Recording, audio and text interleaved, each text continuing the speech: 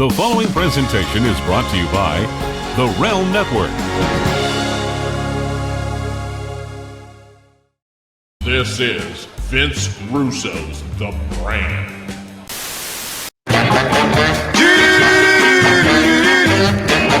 Chicken head, chicken feet, chicken eggs is all I eat. Chicken eggs every night of the week. Everybody. Chicken heads and chicken feet. She never cooks any collard greens. No potatoes, no lima beans.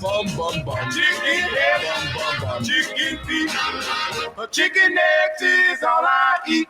What is going on, everybody? Welcome to a bucket full of chicken X. I am Vince Russo. This is Don and Juan. Cooking nothing but some chicken eggs, chicken heads, chicken feet, chicken eggs is all Welcome to a bucket full of chicken X, and this week's episode is going to be a little different, bro. Got a lot of things I need to talk about, a lot of things I need to get off my chest, a lot of things I need to make perfectly clear. Before I get into that, I will talk about the Giants, another big win over the Dodgers yesterday to increase that lead in the NL West to 3 games. As you know, the Major League Baseball trading deadline is Friday. So, you know, when I'm looking at the Giants and the Padres and the Dodgers, man, that one key move could determine the rest of the season, the playoffs, the World Series.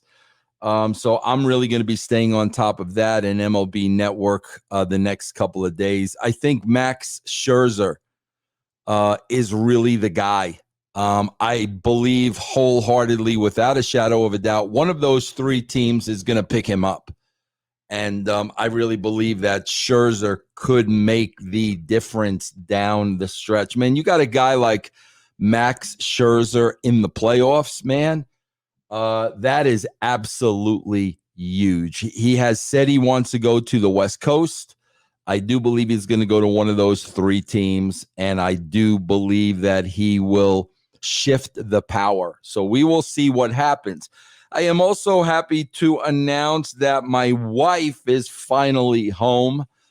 Amy was gone for a week. She went to visit her family in Indiana.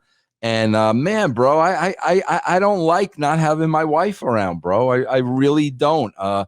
You know, we're empty nesters. It's just me and my wife, and we spend a lot of time together, and we go thrifting together and shopping and out to dinner and all that stuff. And I really, really miss not having her around for a week. But I am very, very, very glad that my wife is back. Okay, guys, let's talk about the elephant in the room. I'm live on Twitch right now. You guys always get a sneak peek on Twitch. Nowhere else. No YouTube, no Facebook, only on Twitch, bro. You guys get a sneak peek every Wednesday morning when I record this show about 10 o'clock Eastern. We got a lot of friends in the room right now. Of course, Troy, DJ Mad Dog, DJ 3737, my good friend, the Texas Tornado, some punk, the wise guy, Frank's Pickle Barrels. We got a lot of people in the room. Paladin, and I appreciate you guys being here with me. I'm going to give you the first 15 minutes of this show. Then I got to cut you off, bro. And you know the deal. All right, guys. Man, I always preach. We are an environment of our circumstances. We are the people who we are based on parents, upbringing, morals, values, location, influences, friends, neighbors, teachers, employers, jobs that we've had, experiences that we've had. Everybody's journey and path is different. And by the time you reach my age, I'm 60, everything that I've gone through in my life, which has been an absolute journey, everything I have experienced since I was a child, and Teresa Russo spit me out of her womb, from that day to today, my life experiences has made me the man that I am. And I say that all the time. We've all had different paths, and that's why all of us are different. And that's why all of us are important. And that's why all of us count. You will always hear me talk about this. I want to talk to you a little bit about, podcasting roots, how I got into this field. And guys, I can go all the way back to, I can remember being in the 4th grade and writing an essay about a Martian that had come and landed here. Bro, this was ET before ET. And I remember really being creative and having a lot of fun with it. But I think the most important thing I remember is my teacher. Her name was Mrs. Lang. And Mrs. Lang put this over like $1 million. And Mrs. Lang, when I was in the 4th grade, said, "You should be a writer." And I believe she even said that to my mother. She even told my mom, he should be a writer. So that meant a lot to me. Mrs. Lang, my teacher, really putting this over. And the exercise of just having the freedom to say whatever I wanted to say on this piece of paper. I could let my imagination and my thoughts run wild. And I really enjoyed that. And I really believe that early on, I wanted to be a writer. And I really believe it was from that experience. So I continue to write. I wrote a lot. My first stop after high school was a community college where I wrote for the student newspaper. Then I got a scholarship to go to Indiana State. I started as an assistant sports editor. Year 2, I was the sports editor. Year 3, I was editor of the newspaper. I was taking every writing class possible. And I was taking many journalism classes. My major is journalism. And in journalism class, you are taught the importance of freedom of speech. That's what journalism is all about. Your freedom to speak, and you are protected under the First Amendment for your freedom and your right to speak. And this was created, if you go way back, the First Amendment, the freedom of speech was really created where the people were protected if they wanted to talk out against the government. They were protected by First Amendment rights that they didn't totally have to agree with everything that was going on in the government. So I learned about the First Amendment very early on. Took many classes with Mr. Vance. Mr. Vance was my journalism teacher. And bro, the disciplines of journalism and the importance of free speech were drilled into my head. When I was in college, I wrote an article because there was some talk within the basketball team that the white coach at the time was very racist. And the white coach was purposely not playing and benching 2 of the best black players on the team. Now, you've got to understand, I'm a journalist major now. I'm learning my craft, so I want to do this the right way. So most of these complaints were coming from those black basketball players. And, they were claiming we are the best players on the team, and the coach is not playing us because he's racist. Guys, we're going back now to like 1982. So I had to take that with a grain of salt. So trying to respect my craft, what is the next thing I did? I sat down with the coach and I said, listen, these are the claims of the players. What do you have to say about that? Asked them straight out. And the coach said, I am not a racist. He even told me in college, his roommate was Rod Carew. He gave me all the reasons why he wasn't playing the players. And I now had his side of the story. But then there was an interesting turn of events because I was approached by a white player. And the white player said, Vince, you cannot mention my name. I will lose my scholarship. But I want to tell you, the two black players are right.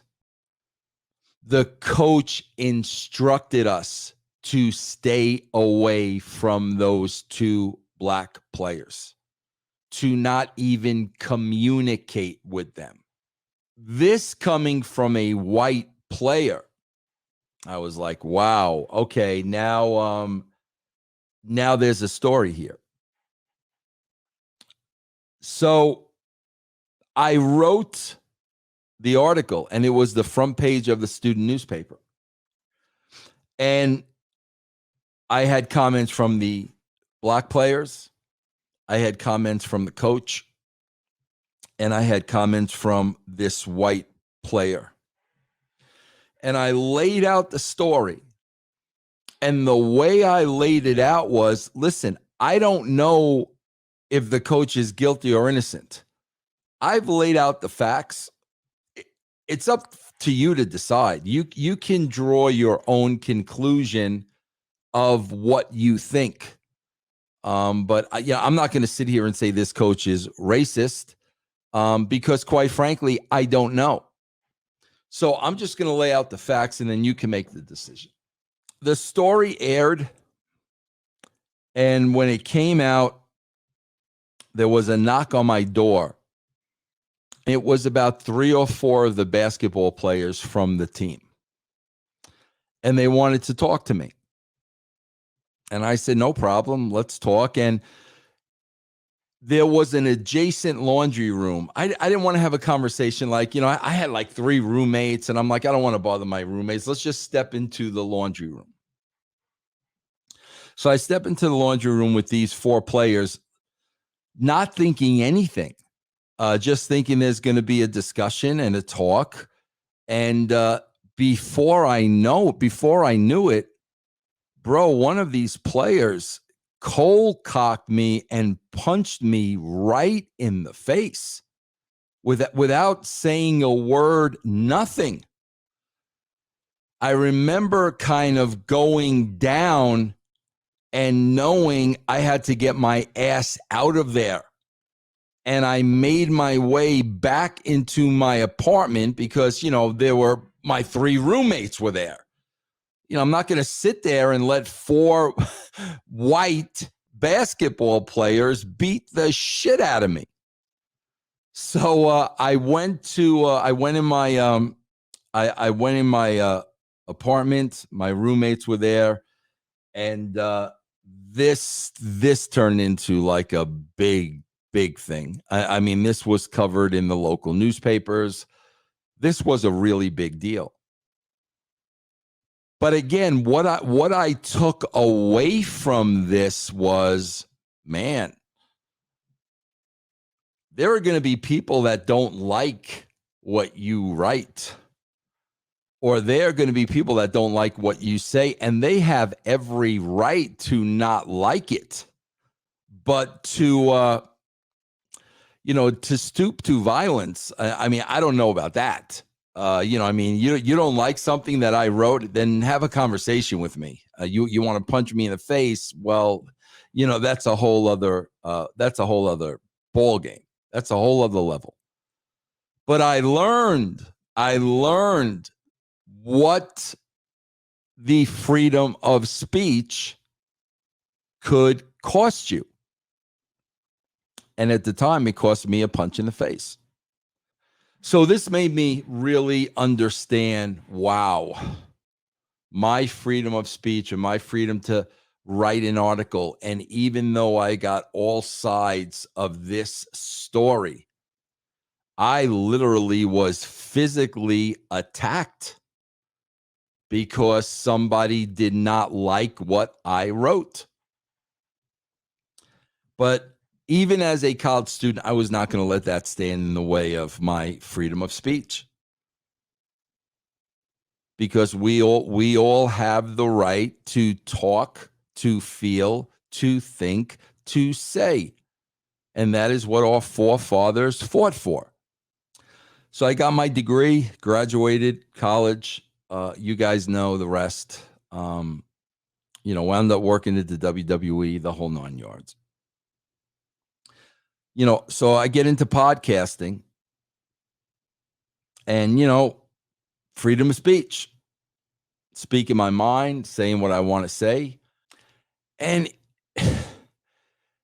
it was the most innocent conversation in where I first experienced this new cancel culture about 2 years ago. And the cancel culture brought it to a whole other level. The cancel culture wasn't a punch in the face. The cancel culture is, if you say something we don't like and we don't agree with, we are going to cancel you. We are going to ruin your life. We are going to destroy you. We are going to contact your employer. We are going to contact your sponsors.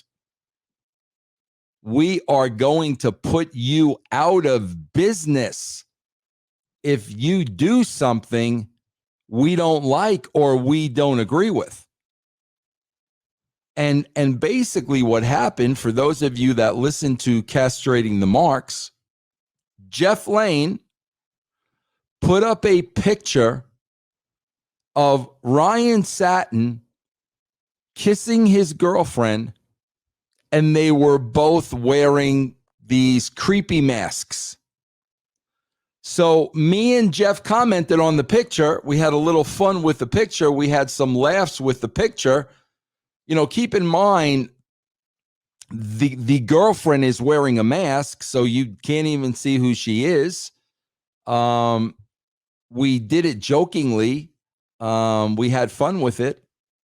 We didn't do it in a hateful way. We did it that, man, this is a pretty creepy picture. What's going on over here? So the next thing I know, the girlfriend, who I did not know from Adam, fires back on social media and cuts this scathing promo on me. Now, I did not address the promo. I didn't say anything. But the brand members went to my defense. And the brand members said, he didn't say anything about you. He was laughing at a picture. He thought the picture was funny. He thought the picture was creepy. He didn't say anything about you. And some brand members went to my defense. So now all of a sudden, Ryan Satin makes the statement that his girlfriend is getting death threats. Like, come on, bro. Like, stop. So I said, okay, bro, no problem. Send those tweets to me, and I will address those people. If they are indeed brand members, I will address those people and explain to them that's not cool. So send me the tweets. Well, bro, Ryan Satin never sent any tweets. He never emailed me any tweets of brand members threatening his girlfriend. So I'm assuming, well, probably because there are no tweets. So now at this point, he's got no tweets. He's got no proof. He's got nothing. But he's going to go after me anyway. So what does he do? He gathers his minions and he has everybody, including himself, contact, I believe the first stop was Westwood One. They all contact Westwood One saying Vince Russo is rallying his people to threaten an innocent female, which was 1,000% absolutely not true. And anybody listening to this show knows me, knows how I work, and knows that is absolute bullshit. So what happens from there is I get an email from Westwood One that they are canceling my show because of my treatment towards women. Because, of course, you know, Ryan threw the word sexist around and threatening his girlfriend and yada, yada, yada. Now, Westwood One did not even ask any questions. They did not have a conversation with me. They didn't want to know. All they knew was some people were calling, complaining about Vince Russo when they canceled the show. Okay. I was canceled. I was canceled because Jeff Lane put up a picture of two people kissing in creepy masks, and we had some fun with that. That caused me to be canceled. So now I was a victim of cancel culture. Now I understood what this meant. There are people out there looking to ruin your life. And then there were instances after that where when I would speak my mind, and I would have something to say. And people didn't agree with me. Out of nowhere, oh, he's a racist, he's a sexist, he's a homophobe. And I'm like, what the hell is going on here? Because I have a different point of view about something, you are now labeling me all of these horrible things? And you are now trying to paint a picture of me that is totally 100% false because I don't agree with you. And unless I shut up, you're going to tell everybody I'm a racist and I'm a homophobe and I'm sexist and I'm all these horrible things. Now, as a podcaster, I am going to stand on my freedom of speech. Now, none of that speech is going to be hate speech because, quite frankly, as a Christian guy, I don't hate anybody. So it's not going to be hate speech. It's going to be, I am Vince Russo. This is the way I feel. And this is why I feel this way. And I have my First Amendment rights of freedom of speech on my program and my platform to tell you how I feel about certain issues. And if you want to label me and you want to try to convince people I am a bad person because I'm not agreeing with you, bro, knock yourself out. Knock yourself out, bro. I know about freedom of speech. I know about my right. And I will say whatever the hell I want to say. And I'm not going to say it in a way to hurt anybody or defame anybody or put anybody out of business. But I'm going to say it. About a year ago, I'm listening to the Howard Stern show. And if you guys know the players, they are really, really, really pressing Ronnie about who he's going to vote for. And, you know, everyone on the Stern crew, it seemed, with the exception of a few, were all left-wing, were all Democrat, and Ronnie was a Republican. And they were torturing Ronnie. And Ronnie was saying, it's none of your business who I'm going to vote for. And it was getting to the point where I was saying in my car, for God's sake, leave the guy alone. Let him vote for whoever he wants to vote for. That is his right. And then Howard's longtime stylist and best friend, Ralph Sorella, comes on and basically tells Ronnie Mund, I need to know who you're going to vote for. Because if you're not going to vote for Joe Biden, then I will know that you are a racist, you are a homophobe, you are a sexist, and we can no longer be friends. That blew me away. So you're saying if I don't vote for who you want me to vote for, I am now a racist? So I'm sitting there in my car and I said this to myself. I said, you know what? I'm not voting for Joe Biden. So I assume I'm all of these things that Ralph is talking about. And Howard said nothing to defend Ronnie. Nothing. Not a word. He sat there and said nothing. So I'm sitting in my car. Well, I'm not voting for Biden. So I guess I'm a homophobe. I'm a racist. I'm anti-Semitic. I'm a sexist. You don't want somebody like that subscribing to your show, do you?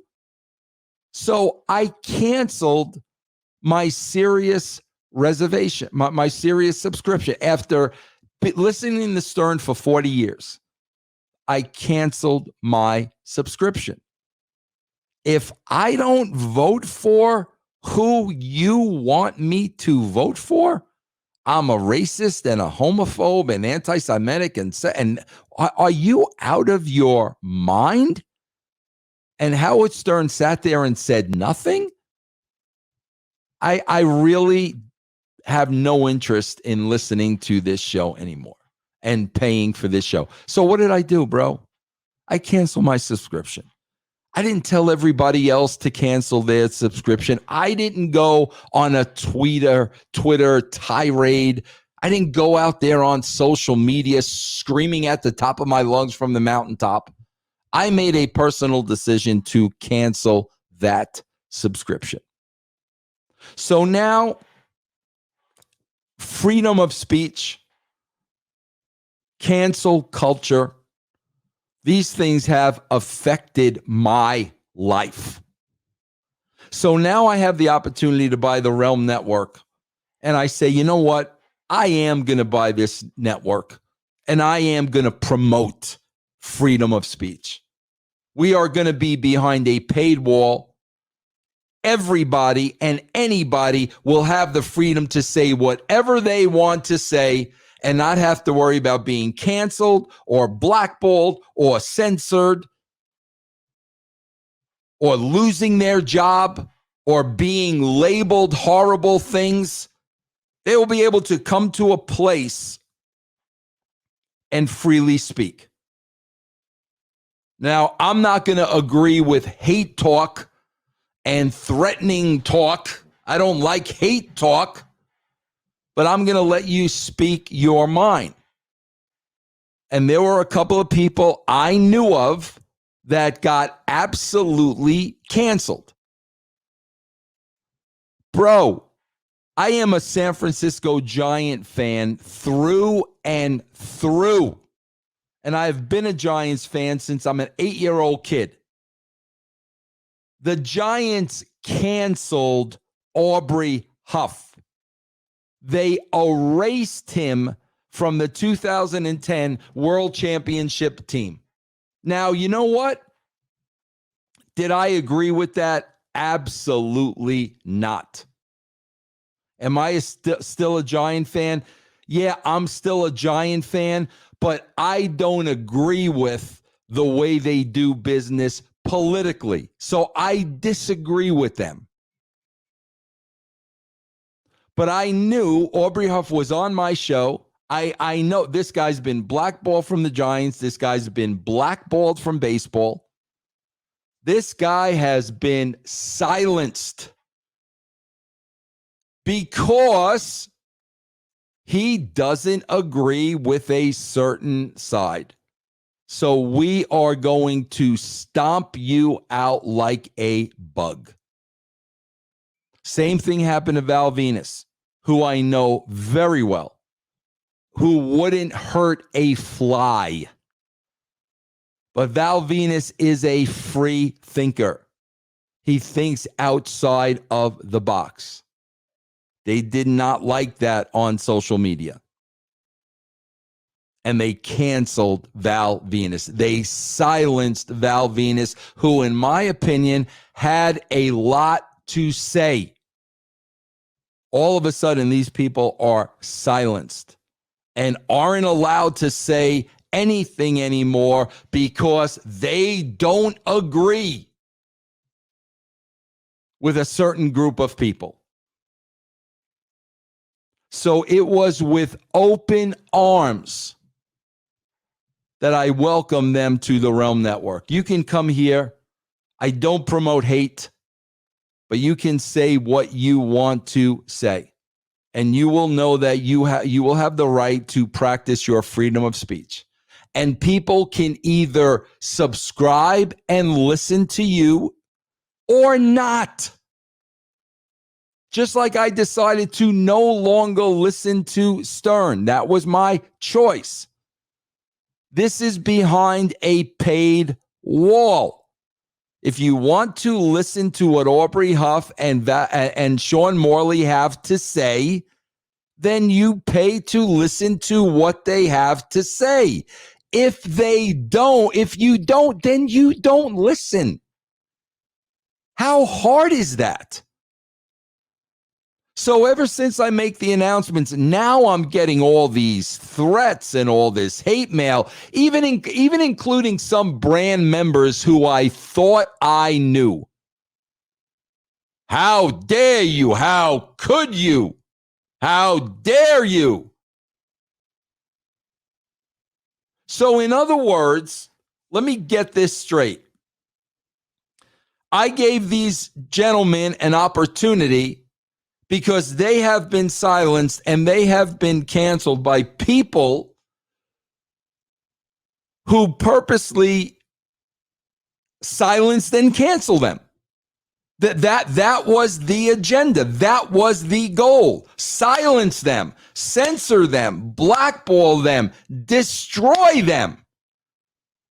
So now, I don't understand. What do you think? So now those same people are going to come after me thinking what? I'm going to do the same thing to these people that you did? I'm going to censor and cancel and silence and blackball these people because you want me to? Because you did it once and now you're trying to do it again. And oh my God, the pressure you're putting on me to cancel your $1 a week subscription is going to make me pull the plug on. Do you honestly believe that? Bro, you could take that dollar and shove it straight up your ass. Don't ever threaten me with canceling your subscription. Cancel your subscription.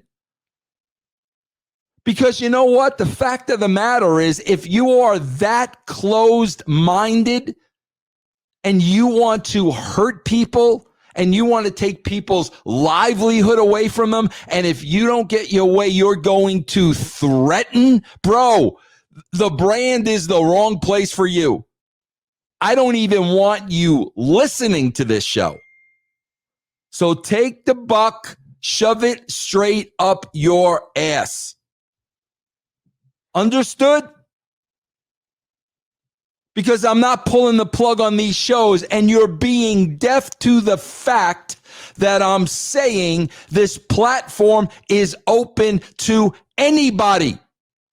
Do people forget that there was a transgender that had a podcast under my umbrella? And I welcome a transgender to the brand. I welcome left-wingers to the brand. I welcome everybody to the brand. I don't know how many times I have to say that. There will be shows from the left.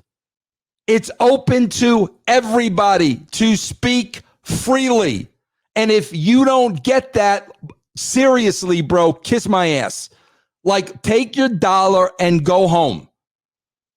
Because I can't be any more clear than that. I learned freedom of speech when I was a 19, 20-year-old college student. I exercised my freedom of speech in a business and an industry that doesn't like the truth. And I practice my freedom of speech as I now podcast for a living. And you will never, ever silence me. And if I had to buy my own network, guess what? I bought my own network. So guess what?